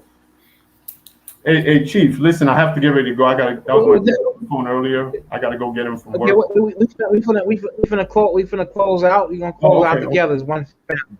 Okay. What's our model for San Croix African Society? One family, one village, one nation. Ain't that right, Brother Yeager? One family, one village, one nation. I love that. Yeah, we're gonna leave it out together. We are, but anyway, some final thoughts before we go. If you'd like to donate to San Croix African Society, you can go to Cash App. It's $, San Croix Society. That's on Cash App, or just call to make sure 708-631-4123. We had a great show. I hope that we're gonna try to get the kinks out, but I think we had a good program, a good African village meeting. We're looking for a building here in Chicago. We can house our meetings at, but we were supposed to be today, but they had some difficulties. That's why we just did it virtual. But we had a good meeting, and I thank you all. Yang, any final thoughts? No final thoughts, man. No real final thoughts. Okay. I think we had a good village meeting, and I'm feeling encouraged. Yeah. One second. I think I want to see. I think we had one young person I wanted to bring in. He's on. Okay. Kwame, you got to go, don't you? Yeah. He's from the call. Samori, are you there? Samori. Oh, that's Fajimon. Hey, Mike, Fajimon, are you still there? Okay, I think he. All right. Okay. There he is. Any final? We don't see you, bro. I want to ask. My final thing. I want to ask Kwame a question. Yeah, brother, I'm here. Yeah, go ahead, brother. Hey, turn your camera on, Mike. Turn your camera on. We can see. Kwame, are you from Ghana? I am. Hold on, let me see. I changed those. Of course, I got a. Yeah, change. Man, Oh, that was real. I like the other African Look at outfit him. better, man. Why you change, He fly man? now. He fly now. Come on, man. Why you change, Mike? You got the African garb on now. Come on now, Chief. Come on now, Chief. Now you come out here all GQ, man. Come on, Mike. Oh, Ah, you gotta do what you gotta He had do. the GQ on. Whatever, Chief. You look Whatever, good, Chief. though. You look good. I love I like the lecke. You had the leckes on, man. You looking good. You look good always, but I'm You know saying what? I'm a living. for the I African am a look better. living leg. You are living leg. Living leg. Our stars are living leg. Come on now, bro. Let's don't, you don't want y'all ain't ready to see me yet. I will in the future. All right, we just go ahead, Papa. Go ahead, It's the soul we wear, bro. It's the soul glow. That soul glow. hey, Kwame, does your in Ghana, does your court wear those white wigs too? Yeah, they do. Unfortunately, in Ghana, they do. Yes, they do. They do. That's crazy. They do. Man, and they No pay question. for those. I get that. Yeah, I was when my father passed away. I had to go to get the will read, and that's what they were wearing, man. It was terrible. Such a most embarrassing thing there. Okay, Yeah. how much they? I heard those things cost like $5,000 to wear white men's wigs, bro. I don't know what they cost, brother, but they do look silly on them, man. That's $5,000 a waste of money. But anyway, Chief, look, I really got to run. All right. Thank you, Kwame. Thank you. Yeah, nice meeting you too, my brother. Hey, Kwame. Yes, sir. Madase. Yo, Menase, thank you. Oh, Menase, thank you. Yeah, Menase. No, Medasi's thank you, right? Menase is you're welcome. Not a Kwame, welcome. Okay. Medase. I never heard you're welcome. Menase. All right. Yes. Good to see you, Kwame. All right. Okay, thank you. All right. Any final thoughts, Brother Fajimoni? Final thoughts. Let me see. I'm just thankful to be here. I'm thankful for your show. I'm thankful for everyone here. And I'm going to say let's all learn each other and move together. Because just a simple, my final thought is this. There's no big formula to what we got to do. Just fucking come together. It's like that simple. Move together. That's it, bro. Bow together. Grow together. Work in spirit together. But it has to be together. My name is Ifajumoni, which means together we are. Nice. All right. That's it. Nice. All right. Well, I'm gonna leave y'all and some my final thoughts. You have any other final thoughts, Thaddeus? One family, one village, one nation, race first. Thank you. All right, let me close out here and just say I thank everybody for tuning in and the panel we had. We'll be back next week. Hopefully we'll be live next week. And I'll pick the topic later on during the week. We talked today about African genocide, WS-19, white supremacy 19 is the most life-threatening virus to the black community. WS-19 is the most life-threatening virus to the black community. We have to understand we got to take this serious to combat, and the antivirus, again, is black unity, African power, knowing yourself, quit being ashamed to be African. I'm going to say this again. You are not damn Hiawatha. You're not goddamn Geronimo or Sitting Bull. We admire those men for what they did, but you come from greatness as well. And they are a part of us. I don't, because all life comes from Africa. But quit being ashamed to be African. We are African people. So I'll leave you, and I want to leave you one more African proverb. No matter how long a log lies in the river, it will never become a crocodile. No matter how long a log lies in the river, it will never become a crocodile. No matter how long you live around white people, No matter how many goddamn degrees you got, no matter how well you speak, no matter if you got a 5-bedroom house or mansion or Bugatti, or you wear alligator shoes, you got Louis Vuitton, the woman got a Louis Vuitton purse, and black men are wearing purses now. It makes no difference. You will never be accepted by white people. So we have to accept our own and be our African self. Thank you so much. One family, one village, one nation, and one enemy, the goddamn white man. Peace and blessings.